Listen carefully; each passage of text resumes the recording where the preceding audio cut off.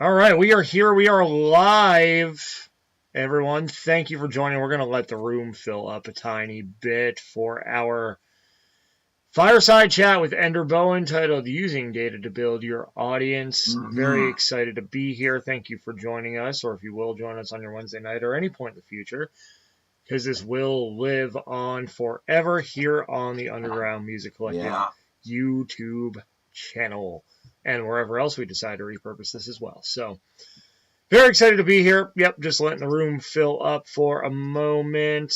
I'm going to maybe cut this awkward part of the video off the front and my motion sensor lights, because I'm actually up in New Jersey visiting family. Oh, there they go. Okay, I'm going to have to do that once in a while. I'm going to have to, move around and turn them on. It's going to be really exciting. You're good. But, yeah, very excited to be here. Okay, it's 7 o'clock Central Time, 8 o'clock Eastern, 5 p.m. Pacific. So, we're here. We're live. And yes, we are. Yeah, and so, in case you're wondering who I am, my name is Gerard Longo. I'm the founder and CEO of Underground Music Collective and the architect of the UMC Academy, and just want to give a little quick plug. If you're joining us and want more programming like this and more opportunities to connect with our community, I just put something up on your screen that will allow you to do that. You can join the Academy virtual community today. You get an incredible amount of value there for just $47 a month. All you need to do is scan that QR code and the magic will happen from there. Very excited about what we're building here at Underground Music Collective in the UMC Academy, and we hope you'll join us. You get access to one-on-one coaching. You get access to more conversations like this, additional workshops, all this great stuff. So would love it if you would consider joining. I'll bring that back at the end for you too, but you didn't come here for a sales pitch. You came here to learn about how to use data to build your audience, and who better to teach us than my good friend and UMC Academy graduate, Ender Bowen, who's here with us on the feed. Ender, thank you for joining us. Thank you for having me. Very excited to have you. And so, fun fact, you are the first graduate of the UMC Academy. Congratulations. It's like being the first to comment on a post. There we go. Yes. You got to go into the comments and say first on that. Yeah. Yep. So, and you are, you can explain it better than I can, but you are such a multifaceted creative who is building and has built this incredible ecosystem. But I'll let you kind of explain that and explain who you are, and we'll get into how all these things tie together. Sure. I'm Ender Bowen. I'm from Nashville, Tennessee. I am an aspiring compassionist, as I call myself. I don't ever claim to be an expert, just someone who's kind of walking the path with everyone and learning and growing. And my main I would say my main thing is kind of trying to create a more compassionate world, and I'm doing that by my music, which is the first thing I started with. We'll get back to that. A couple of different platforms online, God Jots, Joy Commission, and wanting to build this community of little lights that's again built around the idea of compassion and just trying to put a little bit more positivity and light in the world, and more, especially in this sort of polarized climate that we're in right now, more effort to get people out of the sort of confirmation bias box and into more of a communicative space where we can learn more about each other as individuals, not as the groups and the labels and the bins and all this other stuff that people put us in, because it's really kind of nonsense. Amen to that. Yeah. And I want to encourage anybody, too, who's watching this live to leave a comment, a question in the chat. We will try to get to those at the end. So please make sure you do if you're watching this live. But, Ender, as he mentioned, you have so many different components to your platform. You have a couple of blogs, a podcast associated with God Jots, but, of course, your music. And so that's something that we worked on in the Academy, is trying to tie all those things together, right? Mm-hmm. And trying to get those things working together under a common thread. So for you, what is the common thread? Of course, you mentioned building this community of little lights, building this more compassionate world. What does that look like? And how do each of these components help feed that vision and perhaps feed different parts of your audience? Well, I can tell you that while they're all part of the same ecosystem, as you noted, and I do think that ecosystem really does center around primarily around this idea of compassion. I really think compassion is the engine for how human beings communicate honestly and communicate with more transparently. And it allows us to get more things done because I think eventually that leads to a more compassionate, or not compassionate world, I'm sorry, more compromise. And I mean, when I say compromise, I don't just mean I get a little, you get a little, that kind of a thing. I get this, so you get that. It's more, it's almost like you get that, and you let me have this. You know what I'm saying? It's more getting you what you want, not getting me what I want. And that's, I think that's more where the world needs to be and how it functions better.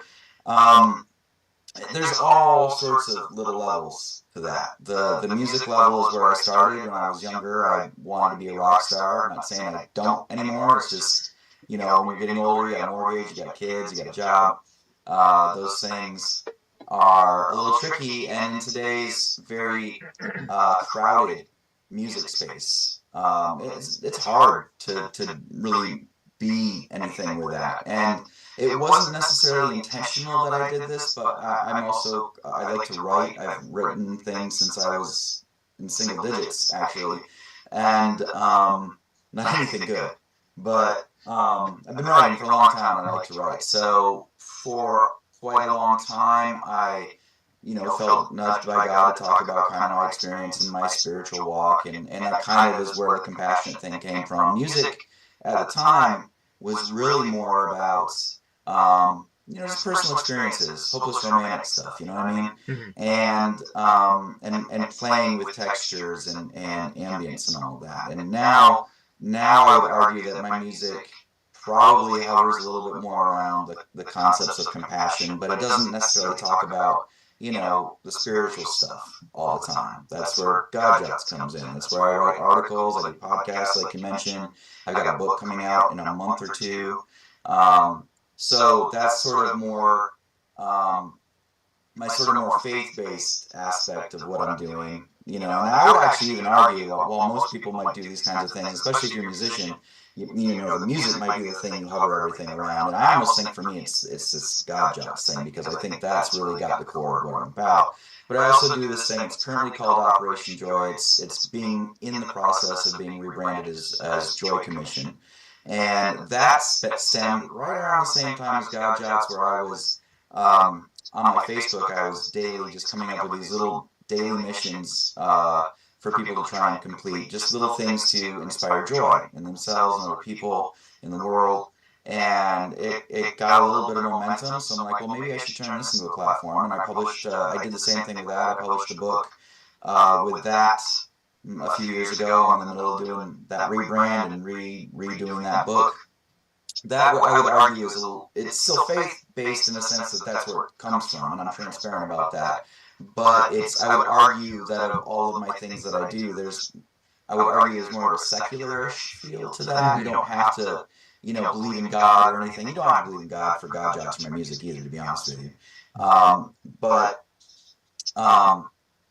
it's the reason I mention that is because I think that allows at least 3 different jumping on points for what I talk about and what I'm about. So if music is your thing and you like my music and the style of music I do, then you come to me that way.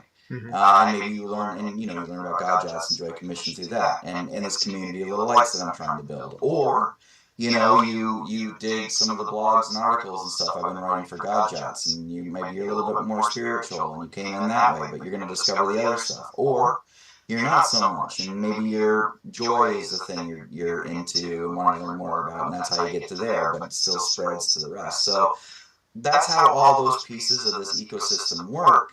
And that's not to say there won't be more later, but being one person, it's hard to manage all 3 of those things. And I mean, you've heard me mention several times that I'm in the process of rebranding Joy Commission, and that's something I've actually been working on for a good portion of this year. So it's a process. It's a slow process. Having your hand in many pots, but it's also one where you got to be smart about how you do it, and it's kind of leading into what we're going to talk about today. You've got to kind of look at data and not just be looking at data, you got to be knowing how to get those data points in the first place. So, Absolutely. And yeah. before we jump into the data part too, it's very interesting. Your starting point for this entire Ender Bowen ecosystem was music, right? But you've since expanded to these other components, these other endeavors. So for any musicians watching, listening,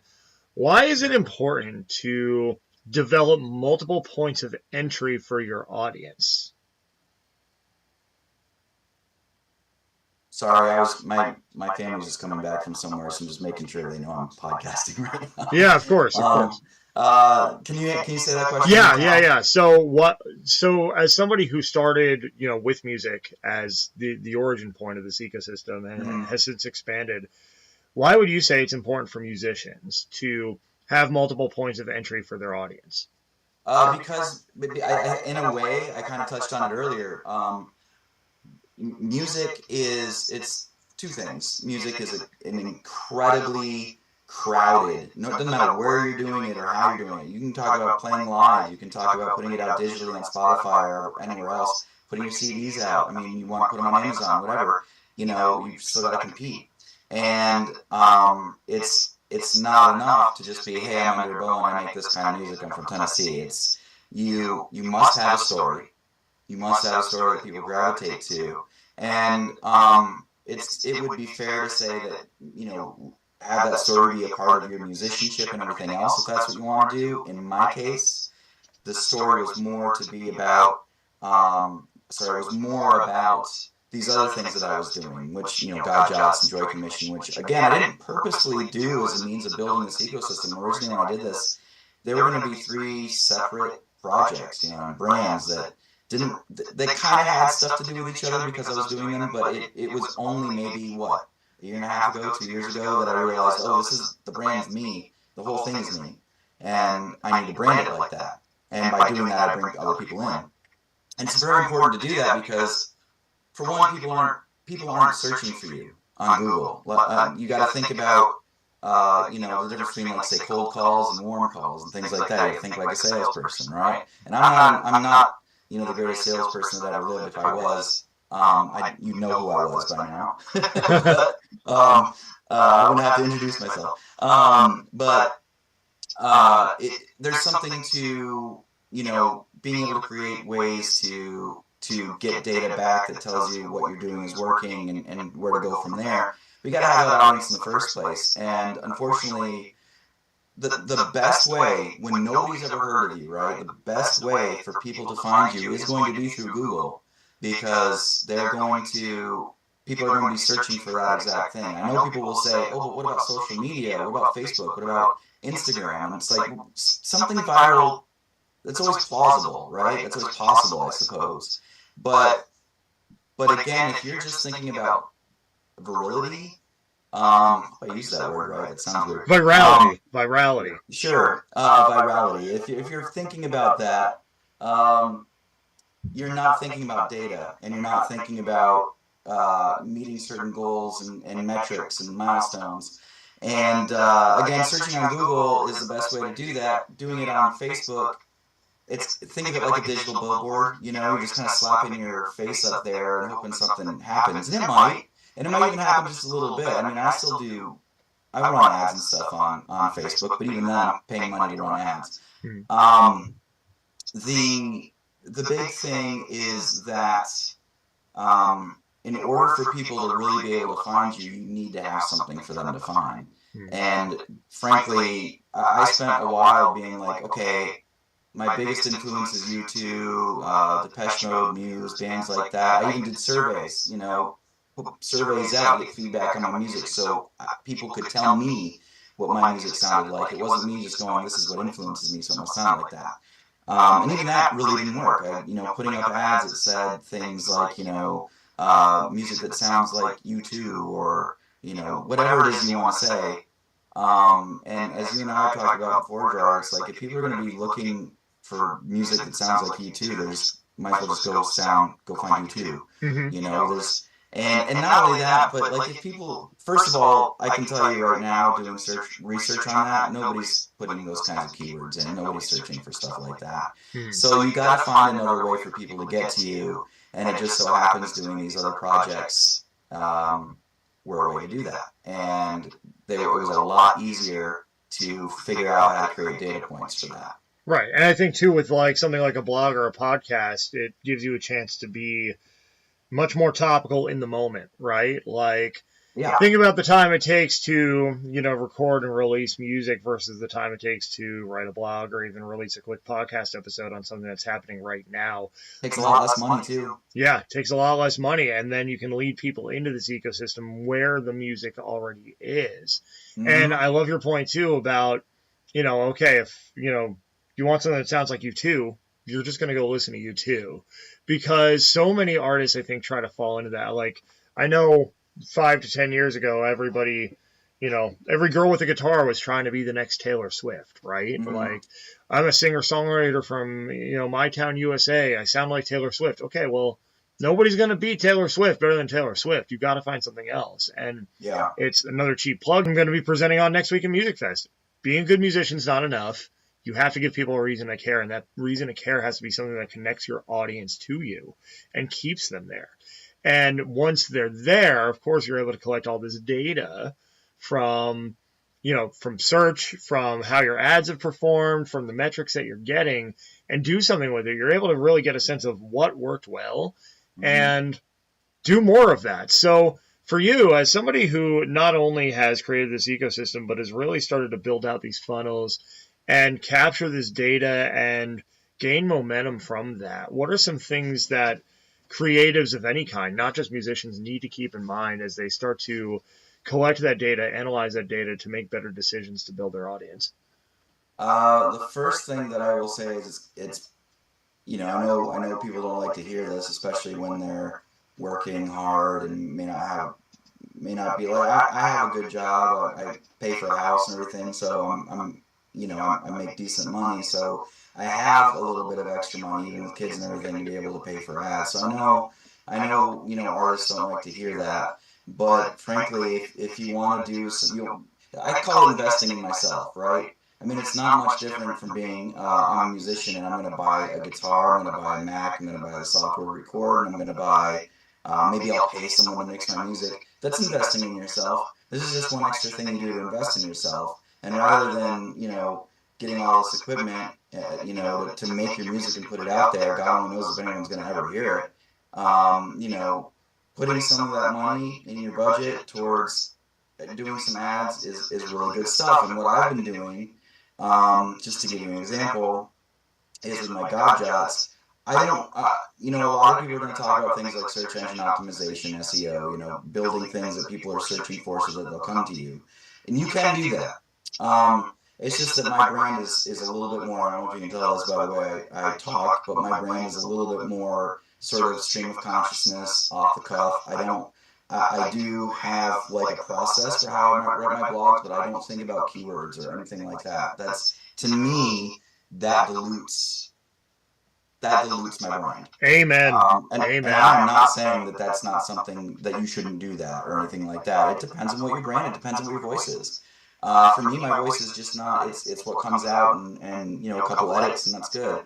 So what I do then is I do my Google keyword research to find out which keywords would work best to get people to those pages. And that's what I create ads for. So not all of my blogs have that capability, but I would say more than half of them do. And I've been running ads for those blogs for about a year. And in doing so, I've been able to see people come to my site. I've had people signing up to my mail list. I use that mail list to deliver them news on Godjots, on my music, on other projects I'm doing. I'm fairly certain I sent an email out today about this. So, it gets people into your ecosphere. It's actually totally proves my point that once you've got them, once they've exchanged, once they've had that initial transaction, that you now got them in a place. And I gotta tell you, by the way, if you are a creative of any kind, or you're a business of any kind, you need to have an email list. Do not depend on your socials. Like Facebook could crash tomorrow and you lose all that following. It crashes every once in a while. Yeah. Yeah, and who knows what could happen to all of those people. Like if you have a mail list, that's currency. That's people who you've got, like MailChimp could crash tomorrow, but you've still got that list and you can just put it in something else. But that doesn't work that way for social media.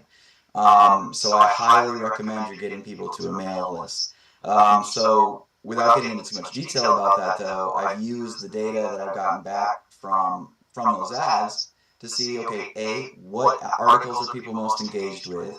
What articles are getting people signed up to my mail list? And not only that, but what keywords are maybe getting searched that people aren't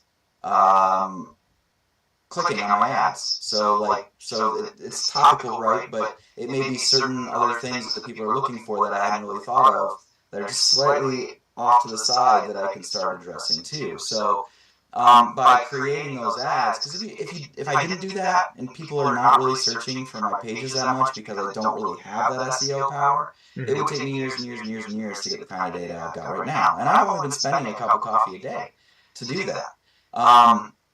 And you really only need to run those ads long enough to get a good 1,000 impressions per article or whatever it is you're doing to really see what people are looking for and what they want.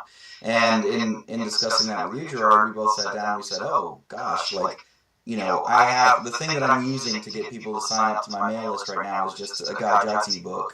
It's very generalized, and it works. But we talked about, well, if people are coming to this article about forgiveness a lot, then maybe I need to be building a free ebook thing that's related to forgiveness, that when they get to that page, they read about this, the pop up here for the email list, they get on that, and hey, how about I write my first God Jocks book about forgiveness? And then that way they come to the page, they get on the mail list, they get their free ebook, and then the next thing is they pay for a book. And that's kind of the strategy that we have right now for doing that. It's still in process, so I don't have data on that. But I can tell you that initial bit of data from running the ads has told me a lot about what my audience is looking for and how I can better serve them. And none of that had anything to do with music. So, and people are finding my music because they're finding this stuff. So I think we've been calling that adjacent content or adjacent platforms or something like that. We'll come up with something better, more official, but that we can trademark maybe. Yeah. But that's pretty much the basics of what I'm doing. Don't know if that answered the question properly. I kind of went off on a tangent on specifics. No, it answered it and then some, and I think it's really important to understand that your audience can also spark new ideas as far as what you create within your ecosystem. I mean, obviously you want that to be in line with your values, your mission, your overall vision, right? You don't want to go too far tangential to where you're compromising that. But, somebody might be searching for something like forgiveness, right? And it sparks an idea that's related to that you can also tie in to this greater ethos, this greater value system of your platform, and create bigger conversations off of that, right? And another thing that I really love that you said was, you have to invest in yourself. And I think that notion is so stigmatized, especially among artists, with the scarcity mindset of, oh, there go my lights again. Hold on. I got to get them moving. I kind of look like I'm in a dungeon. Oh, there we go. But you have to you have to invest in yourself and you have to do that work. And you say you're spending a cup of coffee a day. It's really not that much, and to get some data that you can then take action upon is completely worth it. And I think a lot of artists, are hesitant to spend money because of the stigma of the starving artist. So many artists have it in mind that they're supposed to be broke. They're supposed to be struggling. They're supposed to not have any money. And how dare anybody ask them to pay money for anything, right? But it's a part of doing business. It's a cliche of you have to spend money to make money. Yeah. And there are way worse ways that you could spend money than on putting it in advertising and collecting that data and then doing something with that data. There are tons of worse ways that you can spend that money as an artist, as a creative. There's a lot of stuff out there that frankly isn't worth your investment, but that is worth your investment. One of those things I think you would probably agree with me on is paying for playlist ads. Yes. Spotify. Honestly, uh, I think it's a little weird anyway. And I'm not saying I've never done it because I'm always testing new things just to see what they do and whatnot. But unless you're spending a ton of money on something like that, and even then, you're not ever going to get. You really do need to be. I think about this a lot, and I constantly am wondering how to work within it. I'm still in a position where my ROI isn't really very good. I'm still spending money to get data to do whatever. I don't have, apart from my music, and t-shirts and stuff. I don't really have a lot of I don't have really a lot of things for people to purchase. And that's one of the reasons I'm doing this thing with getting these books out, because that gives them something to purchase, something that's tangible too, Right. and that can really work to help them. And it isn't just music, But you do also want to think. I do still think about ROI in a sense that I'm not like going, well, I'm going to spend $100 a day that I don't have on ads when I don't have a book or like a product at the end of the process. Like, that's not really sensible. You want to make sure that you're doing just enough to get some data in, but you're not like killing yourself. You a cup of coffee a day to get some initial data, and to figure out what to do with that data after a good 6 months, maybe to a year. It's up to you. I wouldn't have necessarily waited a year. I would have probably gone 6 months. I just hadn't really thought about what I wanted to do with the data yet. That'll get you enough data to at least point you in a direction on what to do next. And my plan is once I get the book published and that's up and everything, those ecosystems are running to sell it on its own passively, which is another thing. If you're one person, you want to think of all the possible ways you can to be making income passively, because then you're just making money without having to do anything. Maybe do it once and then it just feeds itself. So the goal is, as people come in and start buying that book and we can see that that's doing better, I can start investing a little bit more of the money coming from those returns back into that. And over time, that'll grow. It's almost in a way like, penny stocks, putting a little money into acorns or something and then watching that grow. But you've got to have the thing to grow it. So that's the next thing, and that ties into very, very, very tiny percentage of people, musicians, are going to make very much money, are going to make money to live off of that, just doing music. It's just the reality of it. I've been under a music label before, didn't do well with that either. Music labels are not the end all be all. I'm not saying don't do that. I'm just saying make sure you're smart about what you're doing, where you're going, that the label you sign with has your best interests in mind, that they understand your brand.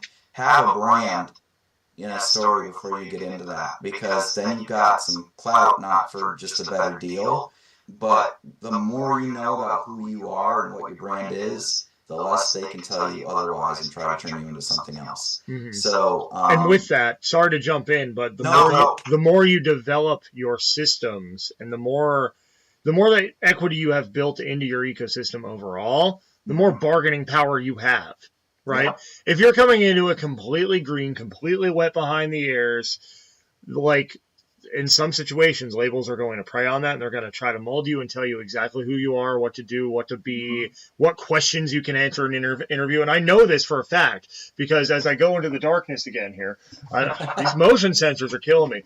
But as I go into the darkness again here, there we go.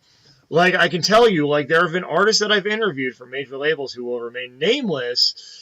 Like, they've had to approve my questions, or they've only approved certain questions. How can you be yourself if you can't answer all the questions that are relevant to you, right? But if you build your ecosystem to the point where it's at least sustainable, then you get to choose what deals are right for you, right? Then you get the bargaining power at that table. So when that deal ever comes, you could be like, you know what? This doesn't work for me. I'm better off staying on my own. Or this works for me. This part doesn't. Let's change that. And you actually have the bargaining power and the clout to be able to do so. I look at it, if you're a musician, and you're about to sign a record deal or something where you're going to have an influx of money, not necessarily coming directly to you, but going into the promotional aspect of getting you out into the world, right? Mm-hmm.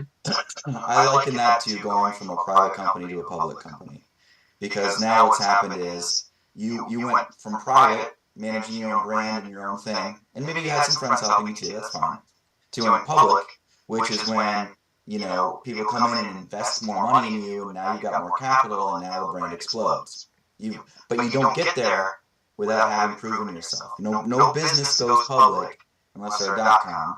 No business goes public until they've got a proven track record of doing something, because who's going to want to invest in that? Or if it's not going public, maybe you've got these other angel investors that are coming in. And again, at the end of the day, it's really about, have you established your brand, have you established your voice, have you established your story? Who are you? What are you? What are you saying? Why would I listen to you? And I can tell you that the reason, at the end of the day, I'm fairly confident, while we're still in the process, that the reason people would listen to me is because of the other projects that I'm doing, that are bringing people in, because that has more, that tells more of my story, that tells more what I'm about, that is more, that's where people can engage with me more. And the music is just, it's still based on the same stuff. It's not a different, you know, voice, really. It's just a different packaging for that same voice. And so I highly suggest and recommend that if you're a musician, that all you've been doing right now is focusing on music. I'm not saying it has to be writing blogs or anything like that. That's just how it went for me. What else are you passionate about, and that you can do and do well, that you know fits in with kind of your story as a person and a creative, as well as what it is behind that music. And if you can find that and you can do that, I'm telling you, you already open more doors for yourself. You haven't opened all of them, and it's still a time process, right? It's still work.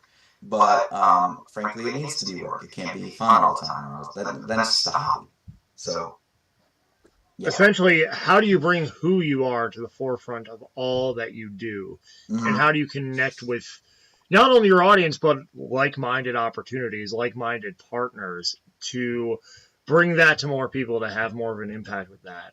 And in this day and age, you know, not only is it wise to diversify your platform, but also you have more power than ever to do so here. And I know we're coming up on time. We're going to have to do a part 2, because, like, you know, we could probably do a part 2, 3, 4, 5, 6, 7, I was just going to say, like, we're going to end up doing, you know, Harry Potter kind of thing. We'll split the last one up into 2 parts. Yeah. Once we get to the Deathly Hallows. Broken up in parts.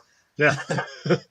But yeah, I mean, incredible insight. And of course, you know, we're all on that journey, right? Like, we're all creating, we're all here to learn from each other. And that's the point of the UMC Academy, which, here we go again with the cheap plug. Just going to bring this up. If you want more conversations like this, let's continue the conversation. I pulled it up on your screen again. You get crazy value for just $47 a month, more conversations like this. The opportunity to present conversations like this, the opportunity to make residual income off of anybody who might sign up as a result of your Q&A, webinar, fireside chat, and all the stuff on your screen. So if you got $47 a month to spare, that's less than a cup of coffee a day. Now that's what I call a wise investment. But anyway, I was too busy laughing at myself to wink properly at the camera. But anyway, so it kind of looked like a bug flew in my eye for a second there. But that's all right. Ender Bowen joining us, always a pleasure. Before I let you go, we're definitely gonna have to do a follow up. We should do this. Once a month. I want to learn more about. Yeah. I would love to do something like this once a month. I mean, anything I can do to be helping people, you know, connect to an audience, get their creative out. Because frankly, one thing that I think we haven't said in all this is that if you're creative, you have a story to tell. Your story is important. People want to hear it. Figure out how to tell it, because that is why you are a creative. It's to tell stories and connect with people and fill a gap that maybe someone was having in their life. And for me, it's ultimately to remind people that they're not alone in the world. There are people that may not be suffering through the same exact things, but they're suffering. And through their suffering, that they can relate. And as I always say, like, it's absolutely impossible to have nothing in common with another human being. Absolutely. Wise words. Where can they learn more about you online? Enderbowen.com, ENDER, like Ender's Game, BOWEN. .com. That's where you can find my main stuff. I mean, you can find all my stuff from there, but you can also go to godjots.com. That's godjots.com, and soon joycommission.com. My God Jots podcast is on all podcast platforms. You can I think you can find it either by God Jots or Ender Bowen. You'll find it. And going to be having just a lot of stuff happening soon. So just keep your eyes peeled, and should be awesome. And keep your eyes out for that book. Keep your eyes out for more conversations like this with Ender Bowen and other folks in our community. More to come. We'll be announcing more soon. Thanks for joining us tonight or whenever you're watching this. We'll see you for the next one. Thank you. All right. Cool. All right. That was great. Yeah. Yeah.